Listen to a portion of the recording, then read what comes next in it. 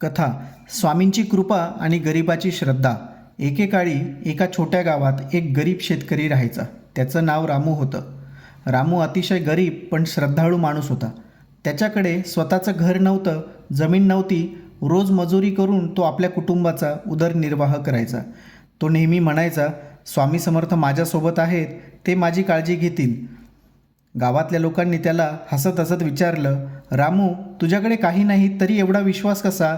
रामू हसून म्हणायचा, विश्वास असेल तर स्वामी काहीही करून दाखवतात. एक दिवस कठीण संकट आलं. गावात दुष्काळ पडला. रामूचं कुटुंब उपाशी राहिलं. त्याच्याकडे ना काम, ना धान्य, ना पैसा. त्याला मनात वाटलं, स्वामी, आता तुमच्यावरच आशा आहे. रामूने ठरवलं, मी स्वामी समर्थांच्या दर्शनाला जाईन. तो पायी चालत अक्कलकोटकडे निघाला. 2 दिवस तो उपाशी राहून चालत राहिला, पण श्रद्धा कमी झाली नाही. स्वामी समर्थांचा चमत्कार असा झाला की रामू स्वामींच्या मठात पोहोचला. गर्दी खूप होती. स्वामी समर्थ आसनावर विराजमान होते.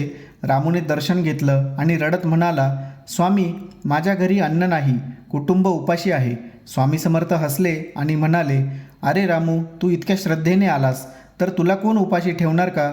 स्वामींनी एका सेवकाला बोलवलं आणि सांगितलं, हा रामू आहे, याला आमच्या अन्नछत्रात जेवायला द्या.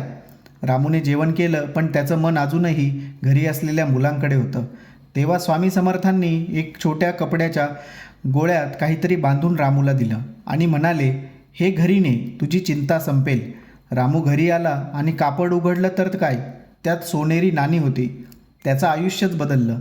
त्याने जमीन घेतली, घर बांधलं आणि आयुष्यभर स्वामींची सेवा केली. या कथेचा संदेश, श्रद्धा आणि विश्वास कधीही व्यर्थ जात नाही. संकट कितीही मोठं असलं तरी स्वामी समर्थ भक्ताला कधीच सोडत नाही. श्री स्वामी